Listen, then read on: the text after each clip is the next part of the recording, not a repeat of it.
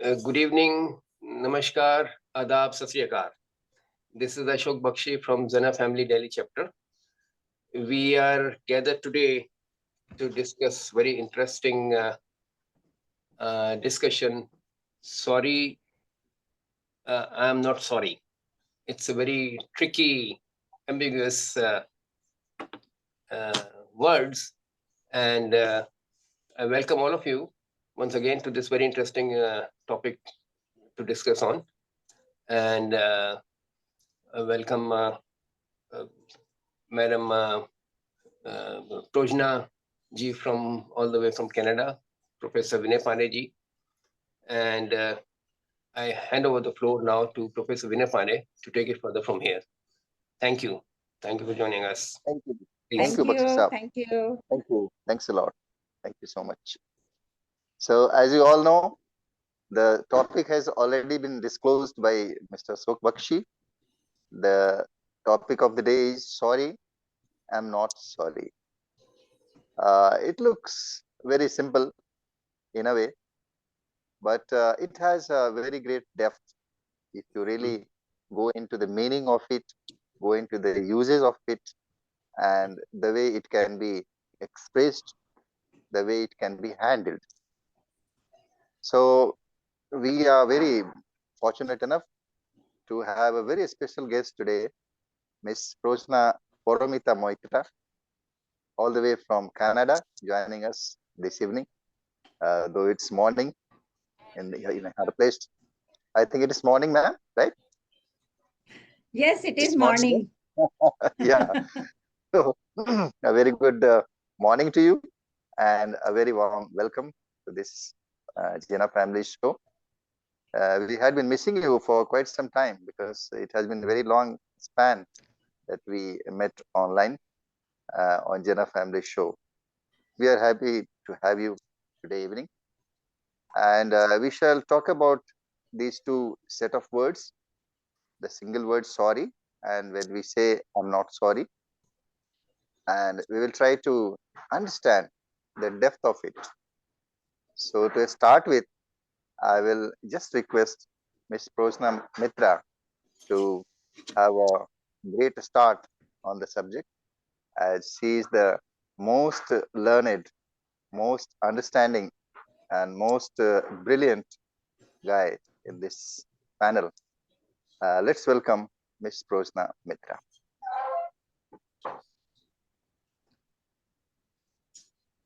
Thank you, Vinay Pandey ji. Thank you very much for that awesome welcome. My name might mean wisdom because my name is actually Pragna Paramita. You guys might be knowing that. It's a Sanskrit word. Yeah. So I am not exactly, what is that? Aankh ka andha naam. I am not exactly that. Naam Nansuk. Naam Nansuk. Yeah. So I have little bit of wisdom, but I can't be called the most wise person. I do try to live up to my name.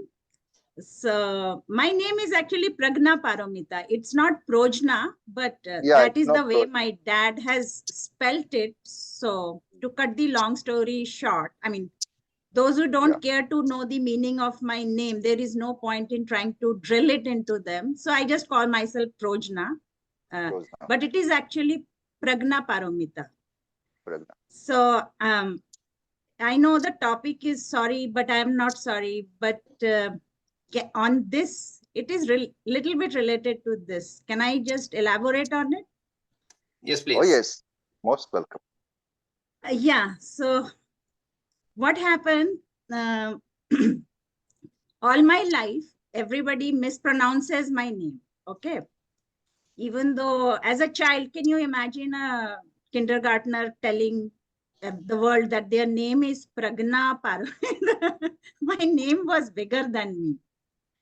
So people used to say, oh, sorry, you know, but they never felt sorry, actually. Many people had made fun of me because of my name, you know, like this is such a small kid and what a name, like They used to say, what a name in a bad manner. Naam to cat hai, or when a dog is written as cat, how will we know what's your name? But surprisingly, I met somebody validated me. Like there was one person in the whole world who understood my name. And you will be surprised to know that it was a lady from America. Okay? Wow. She was an American lady. Can you believe it? And you know who she was? She was the director of TOEFL. You know what is TOEFL? Test of English as Foreign Language. Yeah. That is an exam which almost all people who have to study in US or Canada, they have to write. Yeah. So she was very impressed by my TOEFL scores. You know, I did not know in TOEFL also you can be a topper. I did not know that. I was just happy to pass, you know.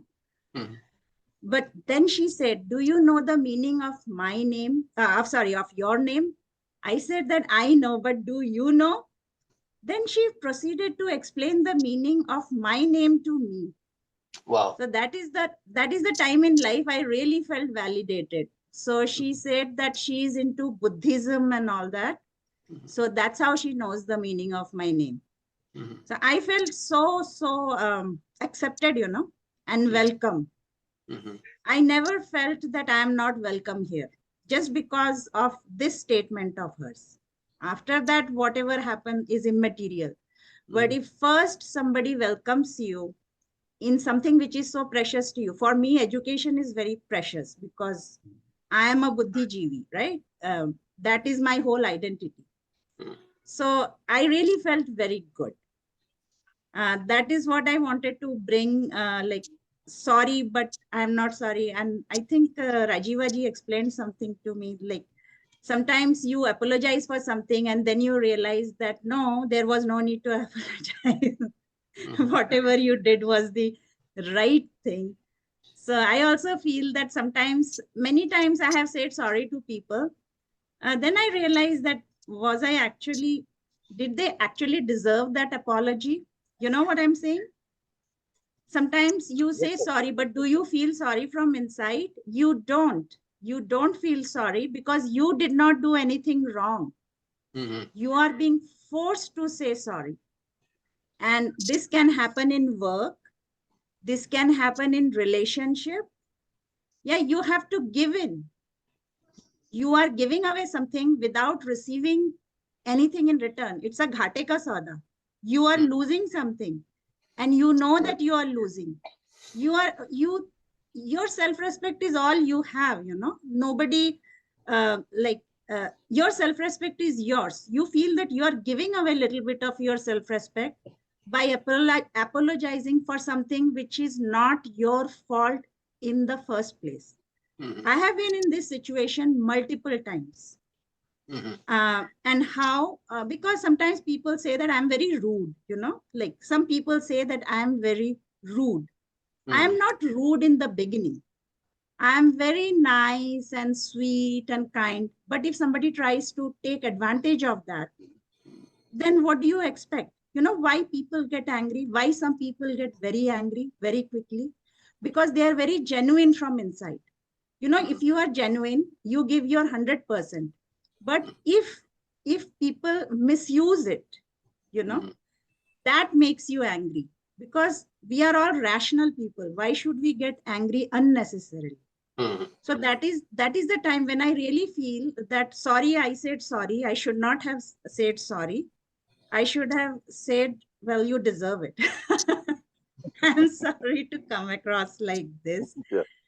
But now let me, because I think, how much time have I spoken? I don't mind you guys interrupting me if I speak too much. I mean, beyond my time. But no, go on. Yeah, I'm just telling you something about Indian culture. In Indian culture, women are supposed to always say, yes, yes, yes, adjust, you know, keep your head down and just don't answer back. As a child, I never used to answer back to my parents because that's what I was taught. Never answer back. Whatever is told to you, just do. That's when you are a good girl. But I'm telling you, the moment I left for university, I just could not take it anymore. I said that if something is not fair, I have to speak out, I cannot just take it lying down. So I went the other extreme. I became outspoken. So I feel that if my parents had allowed me to speak, had allowed me to express my unhappiness to them, maybe I would have become smarter in expressing my opinion. I would not have expressed my anger at just anyone, Like if I'm angry, I would not have said, I'm angry at you. I would have been more diplomatic about it. Yeah. So I have tried to teach my children, at least the younger one, that when you are angry, you have to say you are angry. Okay. As a mother, I may not like that you are throwing a tantrum, but it's better that you learn to handle your emotions now at home level rather than going outside and losing your cool on the world. Though as a mother, it was very difficult for me, because I have been taught that whatever the parent says is right, and doesn't matter what, you are not supposed to talk back to them. So I cannot take this that a youngster is talking back to me. It took me years and years of watching 10,000 Hollywood movies to try to become a good mom. Because if somebody talks back to me, whether it's a child or whoever, I am very reflexive, I have a reflex action of giving it back as good as I get. So all my life, I have been trying to control that, because that is not the way to operate in the world. People can say anything to you, but you do not have to react. Okay. You have to give your wise reply. You don't always get pulled into their world. Like if somebody is treating you with disrespect, you don't take it on yourself. Yeah, you reflexively don't try to punch that person back. I mean, you don't. You have, because actually that person is not hitting you physically. He is just trying to hurt you emotionally and mentally. Or he's trying, he or she, not he only, he, she, them, they are trying to hurt you or irritate you at a different level. So it's not a physical thing. So you have to become mentally so strong that you have to analyze it. It's very difficult to analyze, when you are angry. That is why one should never get angry, because you lose your capability of analyzing anything. That is the time when you need rational thinking, because you are being attacked. So when you are being attacked, you have to think rationally to protect yourself. You cannot think reflexively. So that is something which I try to learn, and for that I have to thank India, because to tell you frankly, all these gurus who have their YouTube channels, they say something very nice, their psychotherapy is very nice on anger management and how to not get irritated by people who try to irritate you. So that is why I love I'm so fascinated with India, that how these people are so wise. What people here charge so much of money to go to anger management class, or, to deal with this or to deal with that, to go to the gym and punch the punching bag. How these gurus, they teach you how to do that just sitting at your home, And thankfully, I do not have any problems which are related to anger, which are high blood pressure, type 2 diabetes, then getting a stroke. These things happen if you are always angry. But fortunately, because of my tendency to burst out, I don't internalize the anger. And also after watching and listening to so many sermons, all of Indian gurus, there are so many of them, it made me see things in a different manner. And for that, I'm really thankful to India, Bharat. And I hope these gurus, whatever they teach, like, I hope it helps the whole world. I'm sure there are many people like me who were like me, and I have become different now. I am not the same reactive person. I don't get angry anymore. I don't get angry at anyone. And Very good. that is why I look very good compared to my age. Like, I look much younger than how old I am. Okay. And I can see that because I know who is how old. So I tell my family, look, because of what I'm learning, see what the effect on my face, and my family also says that, yes, you have become very good. And they are also learning from me, like, especially my daughters, because the whole point of me becoming good at this point in life is to be a role model for them. Otherwise, like, what is there? Like, otherwise it's kind of boring, right? To just keep on doing good without.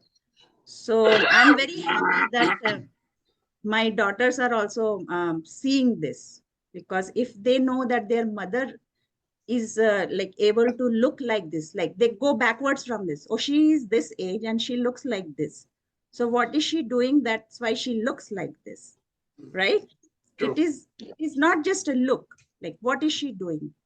What is she doing mentally, spiritually?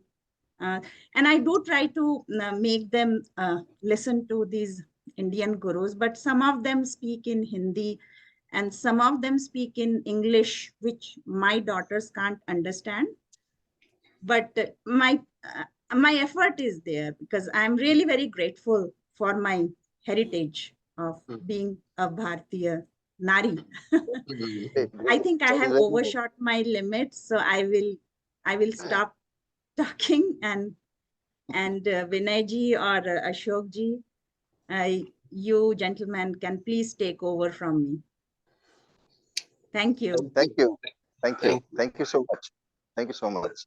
The way you have explained and the way you have shared your personal experience of life is really wonderful.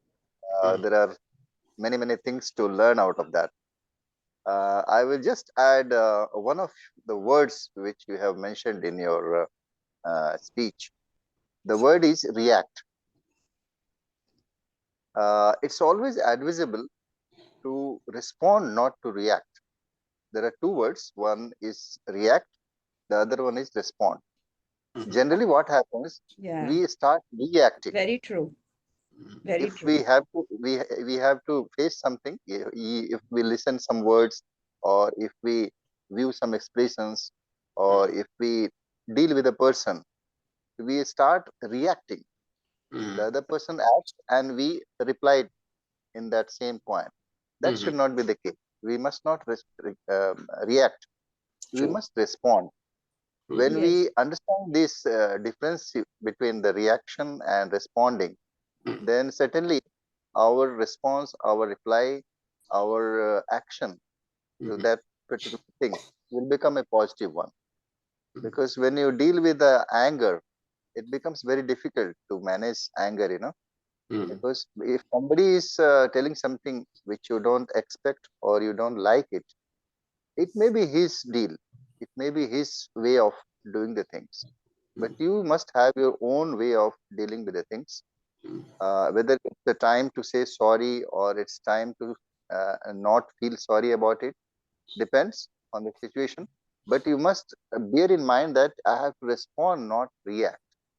Yes. So if the younger generation is taught about these two words, then it's going to be a great lesson for the coming generations, that whenever there is a situation, you must respond to that situation, not react. True. That will fetch a good result in the next generation. That's true. So this, I shall request Ashok Bakshi sir to please put up Yes, this thank point of you, view. Professor Vinay ji. You said rightly that the point is the learning is here. The spiritual guru says the learning is at this point. How you respond to the situation, how you don't, not how you react, but how you respond to it. Respond. And if your response is positive, then There's no confrontation. There's no question of anger at all. And that is the main thing. And that's why we see the difference between a spiritual person and a normal person. If you see the face of a spiritual man, it has a total calmness, total spiritual. You can feel it, you can see it. I'll just tell you one anecdote. I was going with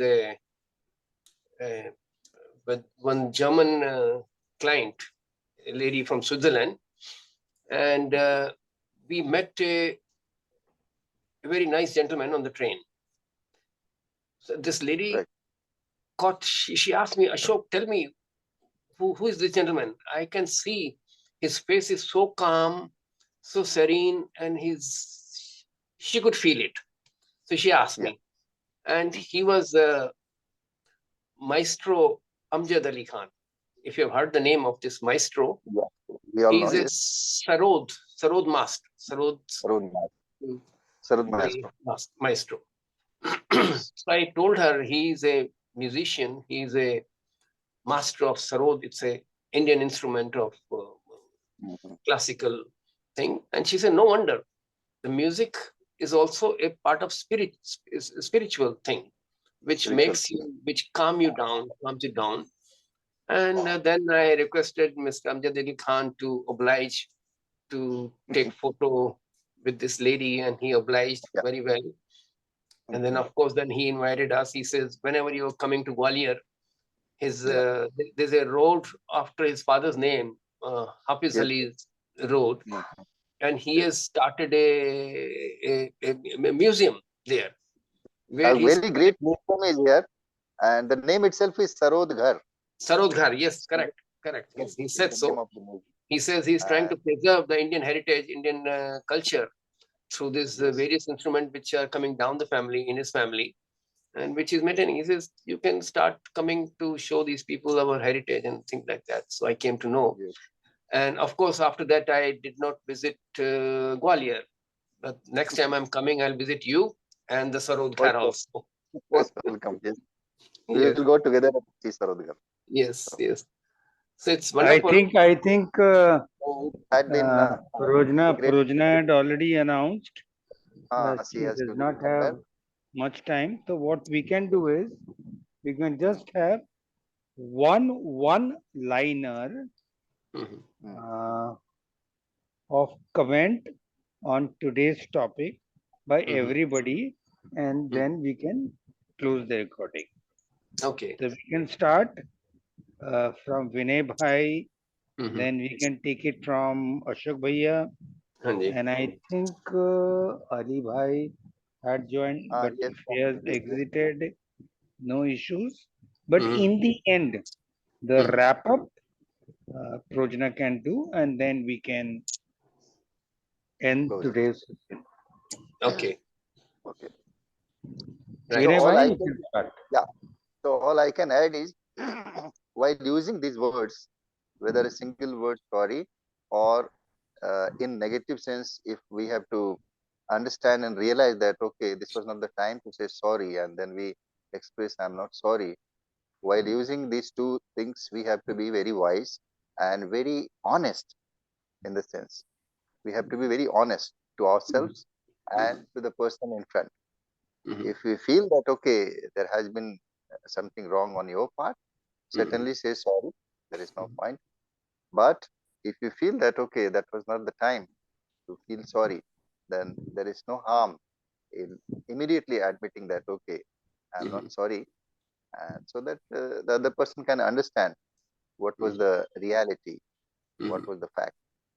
So this much I can add at the end of this session. Over to Ashok sir, if he has something to say.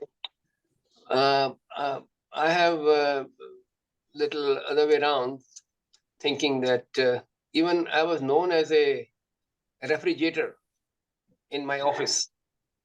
I see. Which way? Cool man. Cool man. Okay. Cool man. He's a very cool person. So whenever they had a tough client, so they would send me to face the client, to face the music. And you will not believe, I have met people, fantastic people from around the world, and they were annoyed and they were just fuming, but everything vanished because I do not mind saying sorry. And that is the beauty of this world.